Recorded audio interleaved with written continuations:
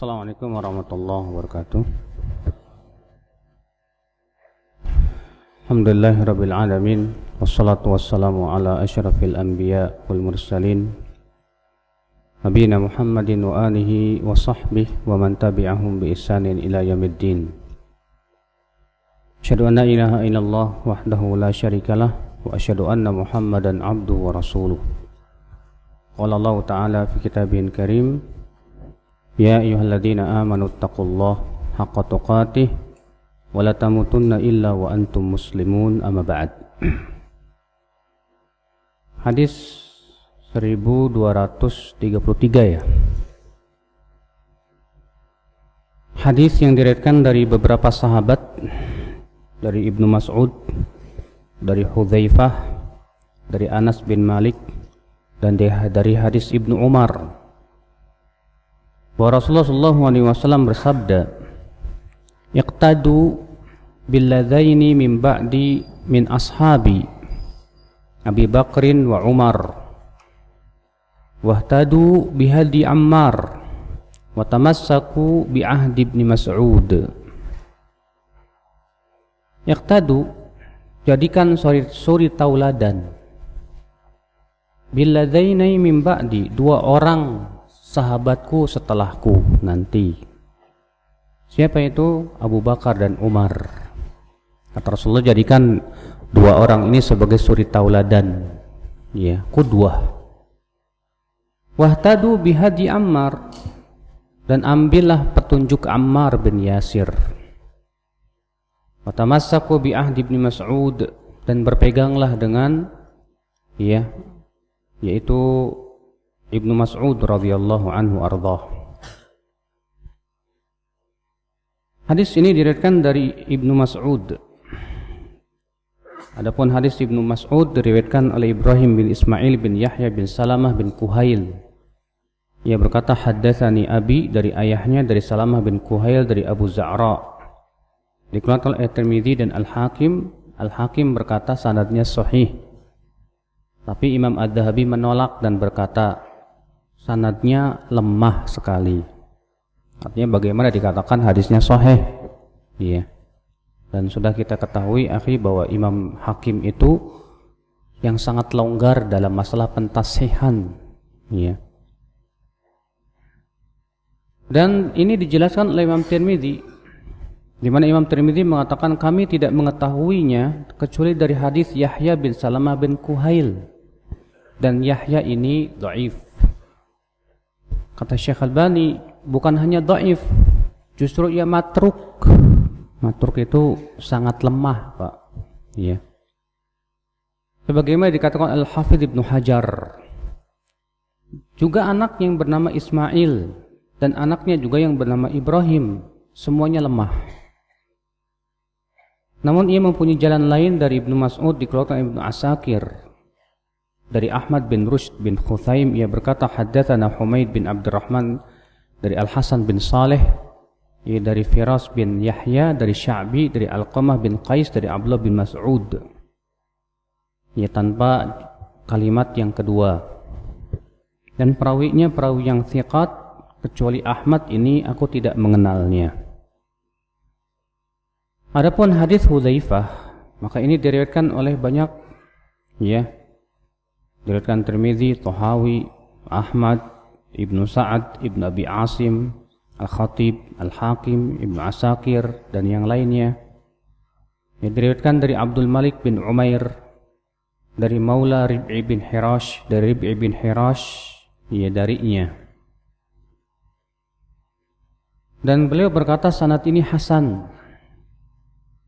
Adapun hadis Anas bin Malik, maka diriwayatkan oleh Hamad bin Dalil dari Umar bin Nafi' dari Amr bin Haram. Dikeluarkan oleh Ibnu Adi dari jalan Muslim bin Saleh, Abu Raja darinya. Dan juga dari jalan lain haddatsana bin Dalil, Hamad bin Dalil dari Amr bin Haram dari Rib'i dari Hudzaifah dari Nabi sallallahu alaihi wasallam. Dan kata beliau, Hamad ini qalilur riwayah, sedikit riwayatnya. Di mana ia telah meriwayatkan oleh Hamad bin Dalil dua sanad dan tidak meriwayatkan dua sanad ini kecuali Hamad bin Dalil tersebut. Al-Hafidz berkata saduq, ya, sehingga hadis ini menjadi sahih. Adapun hadis Ibnu Umar, ya, maka diriwayatkan Ibnu Asakir, ya, namun di dalam sanadnya ada Al-Umari, dia tidak bisa dijadikan hujjah, tapi dengan beberapa riwayat ini kembali menjadi naik kepada apa? Derajat yang sahih insyaallah. Hadis ini kita ambil faedah akhi yang pertama, perintah untuk kembali atau menjadikan para sahabat sebagai qudwah, terutama Abu Bakar dan Umar. Karena Nabi mengatakan iqtadu billadaini min ba'di min ashabi Abi Bakrin wa Umar. Iqtadu artinya jadikan qudwah dua orang sahabatku setelahku nanti. Siapa itu? Abu Bakar dan Umar. Dan ini nas yang sharih, Pak. Ya, bahwasanya Abu Bakar dan Umar ini dinyatakan keislamannya, ya, sampai akhir hayatnya. Kenapa? Karena tidak mungkin Nabi mengatakan seperti ini kecuali dari wahyu dari Allah Subhanahu wa taala, kan? Bukankah Allah berfirman, "Wa ma yantiqu 'anil hawa", tidaklah Muhammad berbicara dari hawa nafsunya, in huwa illa wahyun yuha.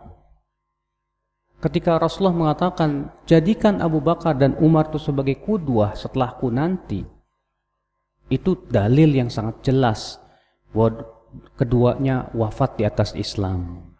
Tadi bantahan terhadap orang-orang siapa? Syiah. Orang Syiah ini paling benci sama Abu Bakar dan Umar. Iya.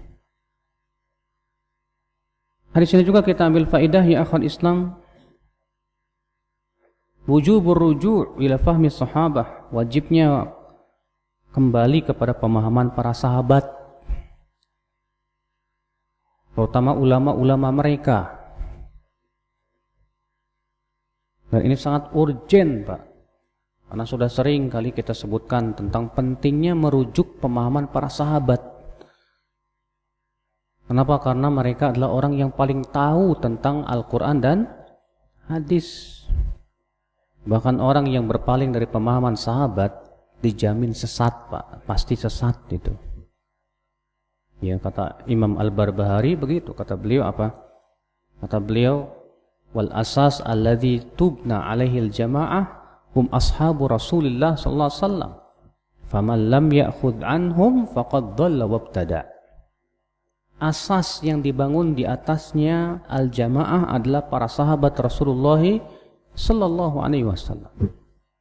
Maka barang siapa yang tidak mau mengambil dari para sahabat, pasti ia sesat dan berbuat bid'ah. Maka siapa saja yang tidak mau mengambil dari para sahabat, dia pasti sesat di akal Islam. Ya. Maka dari itu ya akhi, ini nas yang sangat sharih dari Rasulullah sallallahu alaihi wasallam, ya. Kewajiban untuk mengambil para sahabat. Banyak lagi nas-nas yang lain dari Al-Quran maupun dari hadis Nabi Sallallahu Alaihi Wasallam. Hadis ini juga kita ambil faedah keutamaan Ammar bin Yasir. Di mana Ammar bin Yasir seorang sahabat yang mulia. Nabi mengatakan wahtadu bihadi Ammar, dan ikutilah petunjuk Ammar bin Yasir. Dalam riwayat yang lain ya disebutkan kenapa? Kata Rasulullah SAW, Ammar tidaklah diberikan pilihan antara dua permasalahan kecuali ia selalu memilih yang paling rasyid, yang paling apa? Yang paling mendekati kebenaran. Itu menunjukkan kepada kefakihan Ammar, Pak. Sebab ketika Rasulullah mengatakan Ammar tidaklah diberikan pilihan antara dua perkara kecuali ia pasti memilih yang lebih apa? Yang lebih terbimbing, yang lebih baik. Nggak mungkin seseorang itu bisa tepat di dalam mengambil sebuah sikap ketika ia dipilihkan dua perkara, kemudian ia tepat di dalam memilihnya kecuali karena kefakihan, Pak. Makanya kan kata para ulama apa? Laisal faqih man la ya'riful halal minal haram, man ya'riful halal minal haram. Bukanlah orang faqih itu orang yang hanya bisa tahu ini halal ini haram, bukan orang faqih itu. Orang yang faqih itu orang yang tahu derajat halal dan derajat haram. Dia tahu ya, derajat amal mana yang harus didahulukan, mana yang harus lebih dipilih, sehingga ketika bertabrakan padanya dua perkara ya yang sama-sama baik, maka ia bisa mengetahui oh ini yang lebih baik daripada ini. Kalau ia dipilihkan, kalau dua-duanya buruk, dia bisa menimbang oh ini lebih buruk daripada yang ini, sehingga ia ambil yang lebih ringan keburukannya. Ini butuh kepada kefakihan ya. Maka itu Nabi SAW mengatakan wahtadu bihadi Ammar, ambil petunjuknya Ammar bin Yasir itu ya. Wa tamassaku bi ahdi Ibnu Mas'ud, dan berpeganglah kepada ahadnya Ibnu Mas'ud. Dan ini juga menunjukkan akan keutamaan Ibnu Mas'ud, Pak. Dan memang Ibnu Mas'ud itu termasuk ulama sahabat, Pak. Ya. Keilmuan beliau Masya Allah, murid-murid beliau juga banyak ya. Makanya kata Ali bin Madini, ilmu sahabat itu terkumpul pada beberapa orang, di antaranya Umar, Ali, di antaranya Ibnu Abbas, di antaranya Ibnu Mas'ud radhiyallahu anhu arda. Ya. Hadis selanjutnya, hadis 1234. Hadis yang dikeluarkan oleh Muslim dan Tayalisi dan Ahmad dari hadis Abu Sa'id Al-Khudri, semoga Allah meridainya. Imam Muslim juga meriwayatkan dari hadis Abu Hurairah, juga Imam Ahmad. Tirmidzi dan Imam Ahmad juga meriwayatkan dari Sufyan dari Habib bin Abi Thabit, dari Sa'id bin Jubair dari Ibnu Abbas. Tirmidzi berkata hadis ini sahih, hadis ini hasan sahih. Pasti maksudnya hasan sahih Tirmidzi, Pak. Padahal kan hasan itu bukan hadis sahih loh. Ya. Sahih ya sahih, hasan ya hasan. Tapi kenapa Tirmidzi selalu menggabung hasan sahih? Ini satu-satunya ulama yang pertama kali menggabung antara hasan dan sahih. Dijawab oleh Imam Ibnu Hajar. Kalau ternyata hadis tersebut dari dua jalan, maka maksudnya digabungkan, jalan ini hasan, jalan ini sahih.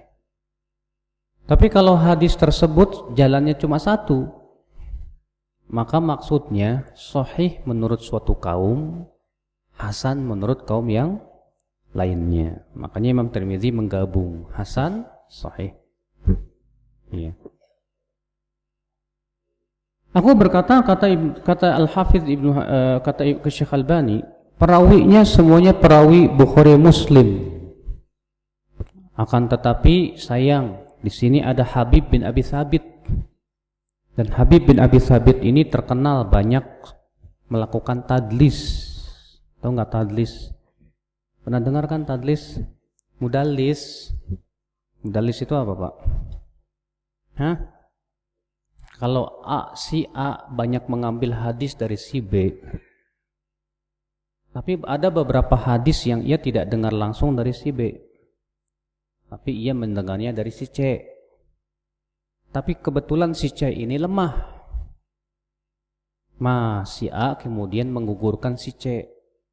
Kemudian si A berkata dari B. Ini namanya tadlis, Pak. Ya.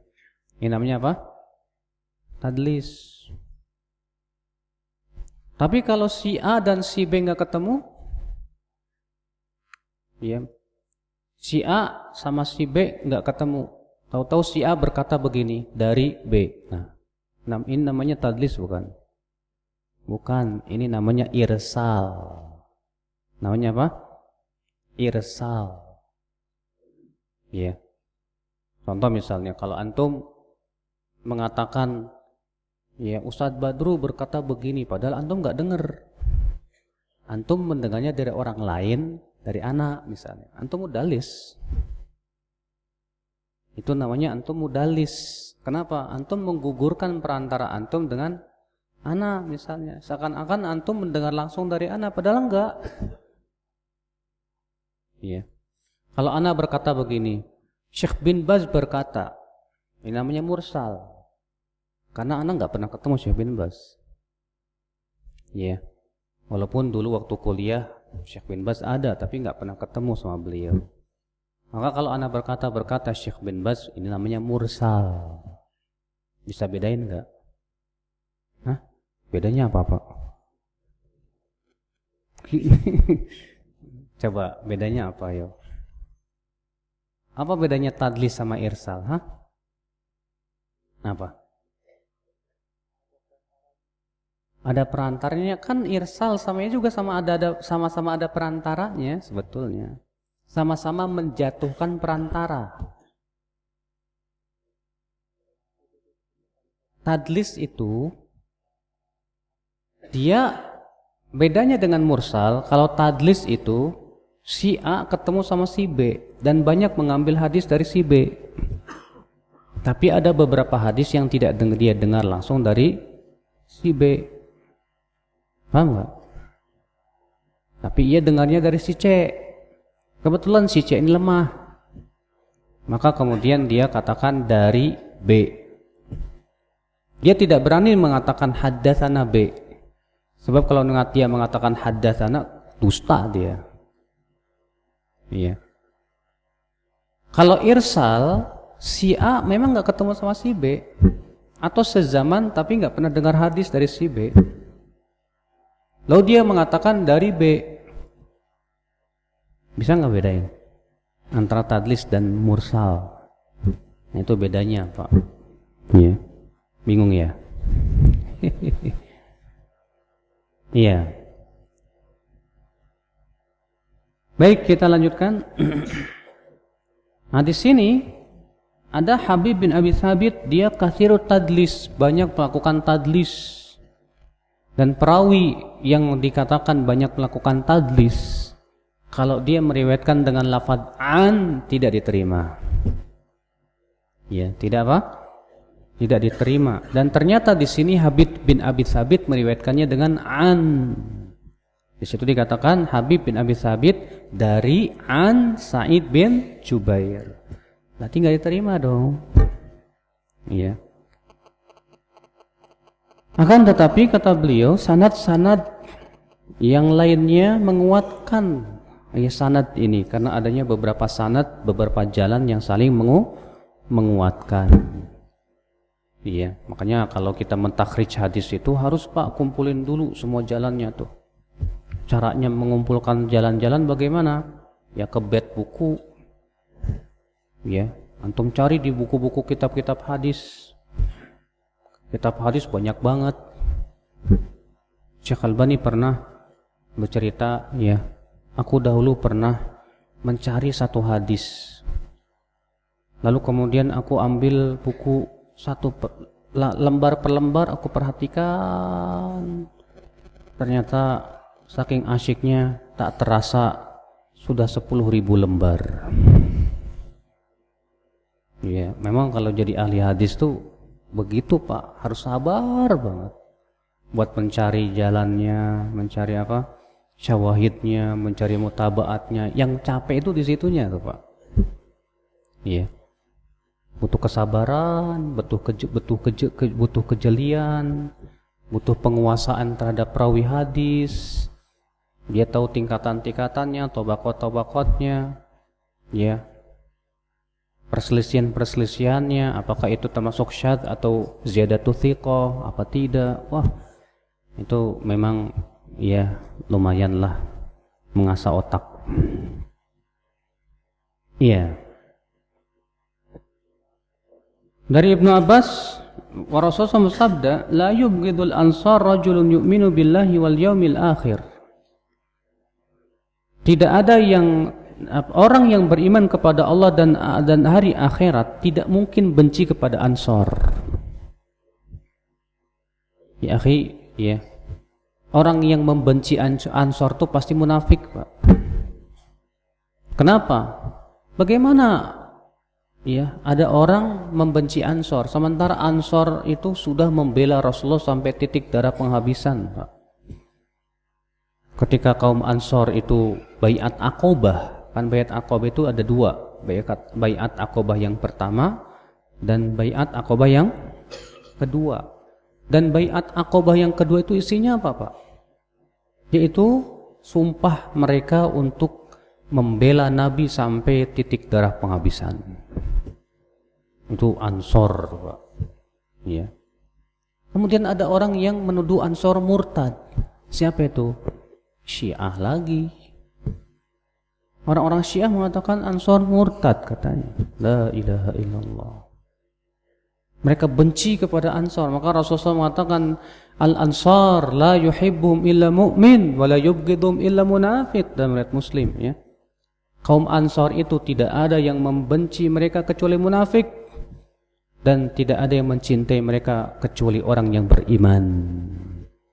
Makanya kita Ahlussunnah wal Jamaah, Pak, mencintai Ansar, mencintai Muhajirin, mencintai Ahlul Bait, istri-istri Nabi, anak-anak Nabi, ya. Kita cintai mereka semuanya, ya akhwat Islam, azakumullah ya. Hadis 1235. Hadis yang dikeluarkan oleh Imam Nasa'i dari jalan Syu'bah, dari Ma'mar, dari Az-Zuhri, dari Urwah bin Zubair, dari Busrah bintu Safwan. Wa Nabi sallallahu alaihi wasallam bersabda, "Idza afdha ahadukum biyadihi ila farjihi falyatawadda." Apabila salah seorang dari kalian memegang kemaluannya dengan tangannya, hendaklah ia berwudu. Syekh Albani berkata hadisnya sanadnya sahih sesuai dengan syarat Bukhari dan Muslim. Ya. Namun sebagian ulama ada yang menganggap katanya sanadnya ini ada penyakitnya. Apa itu? Yaitu terputus antara Urwah dan Busroh. Namun klaim ini kata beliau tertolak.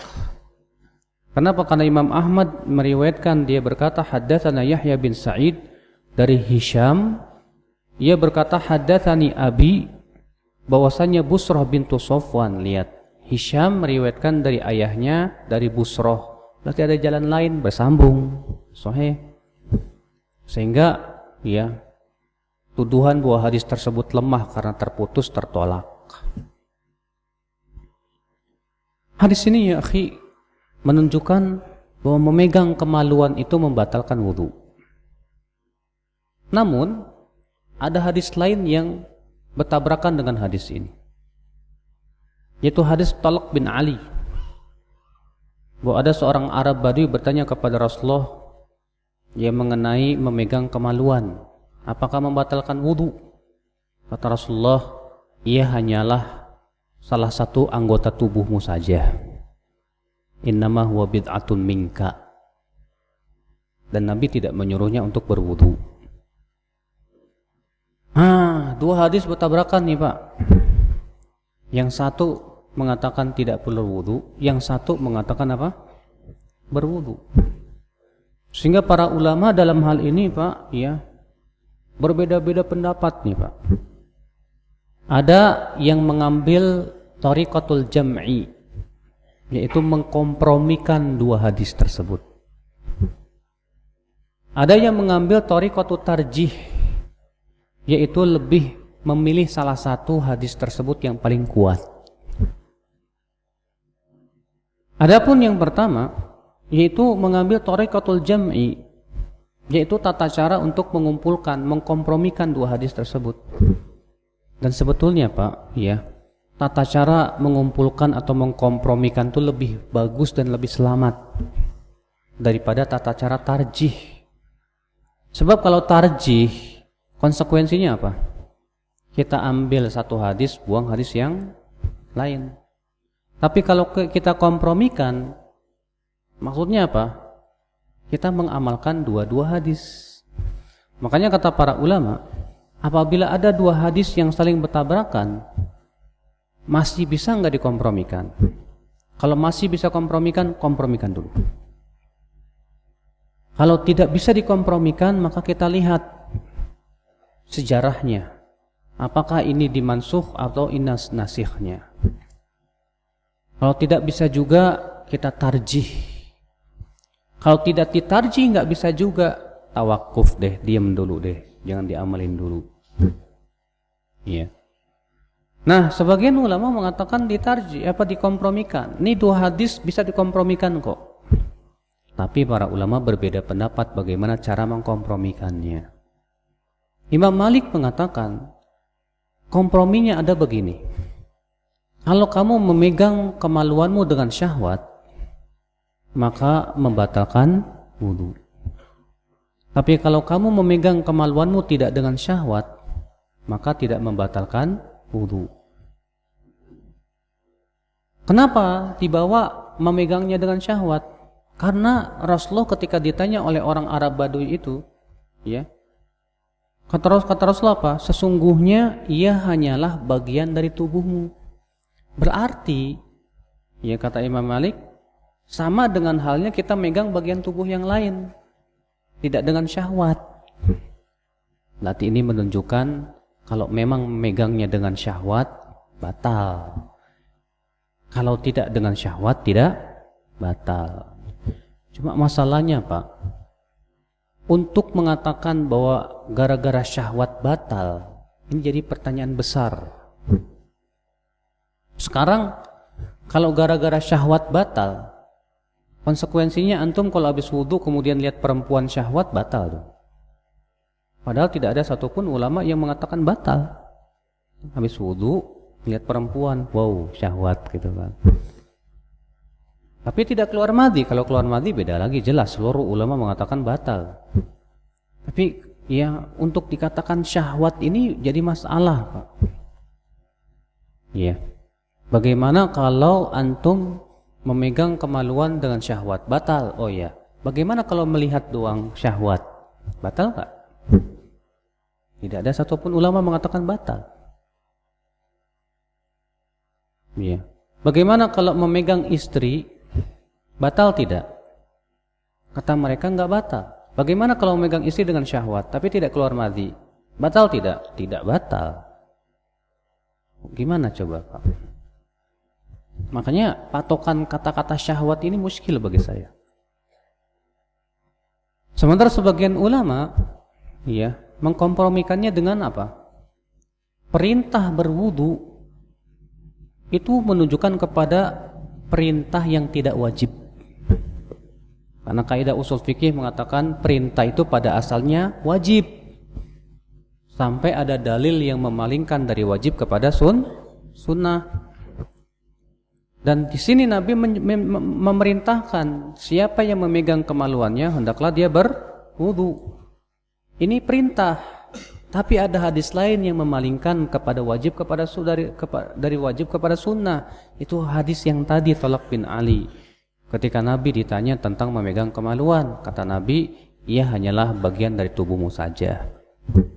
Sehingga kata mereka, pengkompromiannya adalah perintah memegang itu menunjukkan yang lebih baik berwudu. Sedangkan kalau tidak berwudu tidak apa-apa.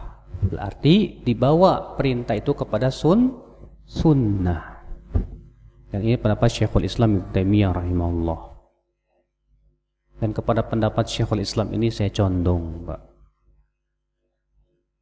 Dan mereka yang mengambil tata cara tarjih pun beda-beda. Ada yang lebih mentarjih hadis Talaq bin Ali seperti gurunya Imam Bukhari itu Ali bin Madini. Ada yang lebih mentarjih hadis Busrah bintu Safwan ini seperti Ibnu Qayyim rahimahullah. Iya.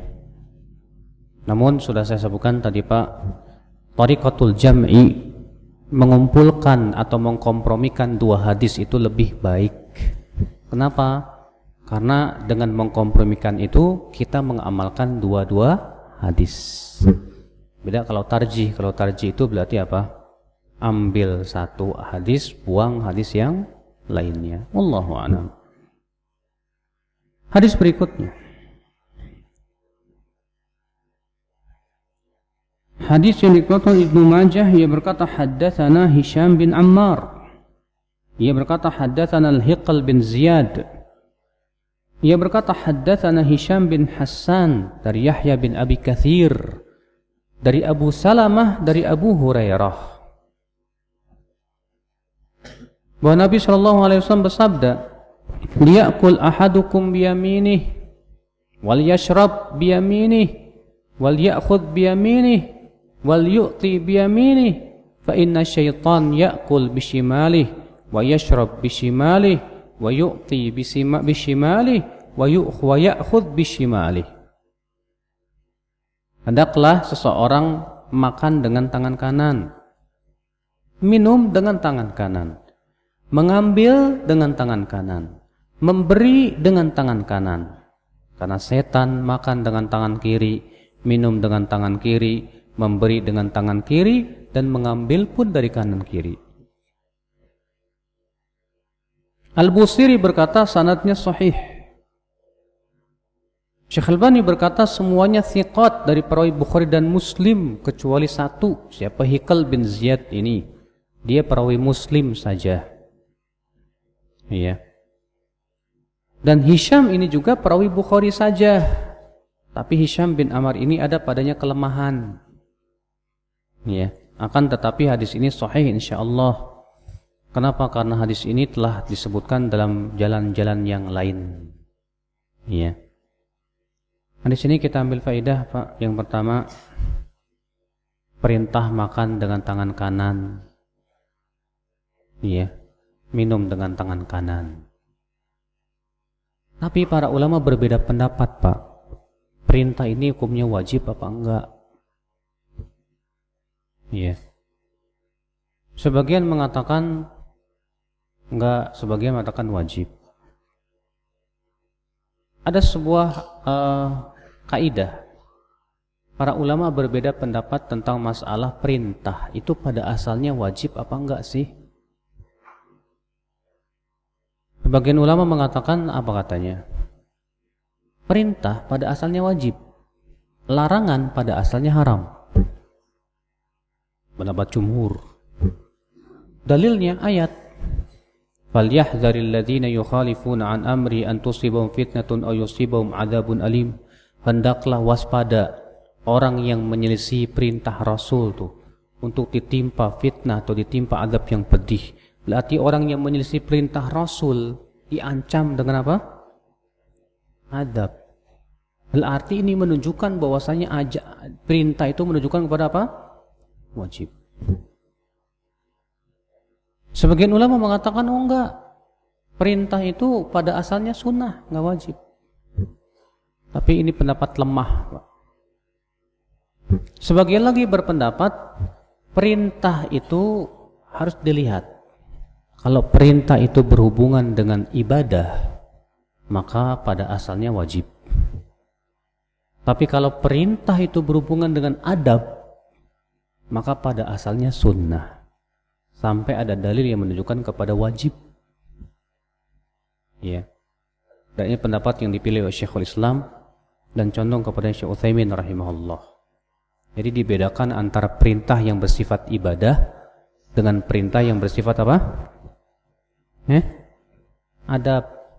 Kalau perintah yang bersifat ibadah hukumnya apa pada asalnya? Wajib. Tapi kalau yang sifatnya adab apa? Sunnah.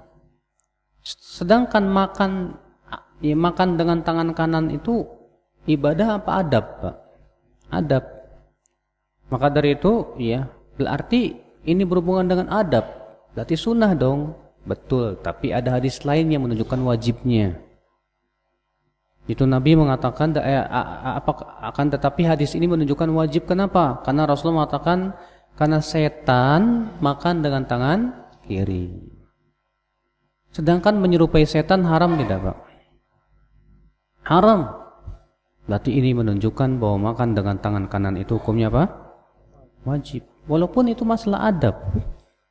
Tapi masalahnya ada qarinah dan dalil lain yang menunjukkan bahwa makan dengan tangan kanan itu hukumnya wajib ya akhal Islam. Iya. Nah ini ya akhal Islam, azakumullah wa iyyakum. Hadis ini juga menunjukkan, Pak, bahwa tangan kanan hendaknya digunakan dalam perkara-perkara yang baik. Sedangkan tangan kiri digunakan dalam perkara-perkara yang tidak baik. Ya. Seperti makan baik, minum baik, mengambil baik, memberi baik. Tapi kalau untuk sesuatu yang sifatnya tidak baik, pakai tangan apa? Tangan kiri. Cebok. Ya. Pokoknya segala sesuatu yang sifatnya enggak baik itu disyariatkan pakai tangan kiri. Hadis selanjutnya 1237. Hadis yang dikeluarkan Ibnu Asakir dari Muhammad bin Isa bin Yazid At-Tursusi. Ia berkata, akhbarana Ishaq bin Muhammad dari Usama bin Zaid dari Zaid bin Aslam dari Abu Salih dan Atha bin Yasar dari Abu Hurairah. Ia berkata, kunna ma'a Rasulillah sallallahu alaihi wasallam, kami pernah bersama Rasulullah sallallahu alaihi wasallam. Faja'ala yamurrun fayaqul Rasulullah, ya Abu Hurairah, man hadha? Fa'aqul fulan, fayaqul ni'ma Abdullah fulan. Wa yamur fayaqul man hadha ya Abu Hurairah? Faqul fulan, fayaqul bi'sa Abdullah. Hatta marra Khalid ibn Walid faqultu hadha Khalid ibn Walid ya Rasulullah. Qal, maka Rasulullah SAW bersabda, ni'ma Abdullah Khalid saifun min suyufillah. Kami pernah bersama Rasulullah SAW. Rupanya ada beberapa sahabat yang lewat. Kemudian Rasulullah bertanya, ya Abu Hurairah, itu siapa yang lewat? Ya, kata Abu Hurairah, si fulan ya Rasulullah. Kata Rasulullah, dia sebaik-baiknya hamba Allah. Lalu lewat lagi orang lain. Lalu Rasulullah bertanya lagi, itu siapa ya Abu Hurairah? Kata Abu Hurairah, itu si fulan ya Rasulullah. Kata Rasulullah, itu seburuk-buruknya hamba Allah. Sampai kemudian lewatlah Khalid ibn Walid. Maka kemudian Rasulullah bertanya, maka Abu Hurairah berkata, itu dia Khalid bin Walid ya Rasulullah. Kata Rasulullah, dia adalah sebaik-baiknya hamba Allah. Dia adalah salah satu pedang-pedang Allah Subhanahu wa taala. Syekh Albani berkata sanadnya lemah. Perawinya thiqat kecuali Ishaq bin Muhammad ini, yaitu Al-Farawi. Akan tetapi ia lemah karena Al-Hafidh mengatakan sadukun kaf fasa'a hifdhuhu. Dia saduk kemudian menjadi buta. Akhirnya kemudian buruk hafalannya. Iya. Dan At-Tursusi ini muhadditsun rahal, tapi ia dituduh mencuri hadis. Apa mencuri hadis, Pak? Hah? Gimana mencuri hadis? Apakah mencuri kitab-kitab ahli hadis gitu, curiin? Bukan itu maksudnya. Mencuri hadis itu begini, Pak. Kalau ada satu hadis terkenal dari jalan fulan bin fulan dari fulan dari fulan, terkenalnya dari jalan itu. Kemudian tiba-tiba antum mengklaim bahwa saya juga meriwayatkan hadis tersebut dari si fulan, dari si fulan, dari si fulan. Ngaku-ngaku gitu, Pak. Iya. Padahal sebetulnya yang masyhur itu dari si fulan, dari si alan, dari si fulan. Tapi antum ngaku-ngaku meriwayatkan dari si fulan juga. Ini namanya mencuri hadis. Seakan-akan antum ingin diakui, ya, bahwa itu hadis antum, padahal bukan. Dan mencuri hadis ini, ya, kalau dia tertuduh mencuri hadis, maka dia lemahnya sangat, Pak. Kalau ada orang disebut pencuri hadis, berarti apa? Lemahnya sangat-sangat lemah itu, Pak. Karena pencuri hadis itu sama dengan dusta. Ya, berdusta dia. Ikhwatul Islam, azakumullah wa iyyakum. Kemudian ia meriwayatkan dari jalan Ahmad dan dalam sanad, dalam musnadnya dari Hashim bin Hashim, dari Ishaq bin Al-Harith bin Abdullah bin Kinanah dari Abu Hurairah. Secara ringkas, tapi tidak disebutkan padanya saifun min suyufillah. Demikian pula Ibnu Asakir meriwayatkan dari jalan Nu'aim bin Hammad, ia berkata haddatsana Abdul Aziz bin Muhammad dari Abdul Wahid bin Abi Aun dari Sa'id bin Abi Sa'id Al-Maqburi dari Abu Hurairah. Dan dari jalan Zubair bin Bakar berkata haddatsani Ya'qub bin Muhammad bin Isa Az-Zuhri dari Abdul Aziz bin Muhammad dengannya. Dan dari jalan Al-Fakihi ia berkata haddatsana Abu Yahya bin Abi Murrah, ia berkata haddatsana Ya'qub bin Muhammad dengannya. Syekh Albani berkata, dua jalan tersebut yang terakhir dari Abu Hurairah menguatkan hadis tersebut. Karena jalan yang pertama perawinya semuanya thiqat. Ya, kalau bukan karena perkataan Abu Hatim yang mengatakan bahwa Ibnu Kinanah meriwayatkan dari Abu Hurairah secara mursal. Ya. Adapun yang lainnya perawi-perawinya thiqah, sehingga ia muttasil jayyid, bersambung dan jayyid sanadnya. Sehingga hadis ini juga mempunyai jalan-jalan yang lain sehingga menjadi sahih. Hadis ini kita ambil faedah, Pak. Keutamaan siapa? Khalid bin Walid. Rasulullah mensifati Khalid bin Walid itu dalam riwayat yang lain yang sahih, saifun min suyufillah, yaitu salah satu pedang-pedang Allah Subhanahu wa taala. Dan memang, Pak, dalam sejarah hidupnya Khalid nggak pernah kalah perang tuh. Dulu waktu Rasulullah SAW kalah di perang Uhud, siapa yang jadi pemimpin pasukan perangnya? Ya, Quraisy. Khalid. Ya, makanya Khalid bin Walid itu luar biasa, Pak. Di zaman Abu Bakar, Khalid tuh nggak pernah kalah. Sampai-sampai pasukan tuh kalau ngelihat Khalid bin Walid datang, wah, yakin menang udah. Dan memang benar. Di perang Mu'tah, kaum muslimin jumlahnya 30.000.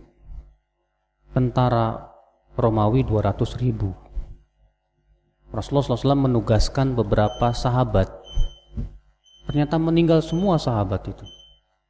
Ternyata bendera diambil oleh Khalid bin Walid. Menang. Masya Allah. Di zaman Umar takut, khawatir ini orang-orang bakalan gulu sama Khalid ini. Akhirnya Khalid dipecat sama Umar, diganti sama Abu Ubaidah ibnul Jarrah. Supaya apa? Supaya orang-orang tidak gulu terhadap Khalid bin Walid. Supaya orang-orang tidak tawakal kepada Khalid bin Walid. Karena orang-orang tuh kalau ngelihat nggak ada Khalid, ya kalau ada Khalid, wah pasti menang dah gitu. Akhirnya Umar yang mengganti Khalid, diganti bukan jadi pasukan panglima perang lagi, tapi jadi tentara biasa. Iya. Tapi itu juga nggak pernah kalah, Pak. Itu luar biasanya Khalid bin Walid itu. Meninggalnya ternyata bukan di medan perang, Pak, di atas kasur. Iya. Beliau padahal yang namanya perang tuh luar biasa gitu. Dan keinginan beliau untuk mati syahid luar biasa. Tapi gimana lagi? Allah takdirkan Khalid bin Walid meninggal di atas kasur. Tapi tentunya, Pak, walaupun ia meninggal di atas kasur, ia tetap diberikan oleh Allah pahala mati syahid dengan niatnya tersebut. Iya. Allahu a'lam. Saya kira cukup sampai di sini dan tidak ada tanya jawab. Subhanakallah bihamdik. Asyhadu an la ilaha illa anta astaghfiruka wa atubu ilaik. Assalamualaikum warahmatullahi wabarakatuh.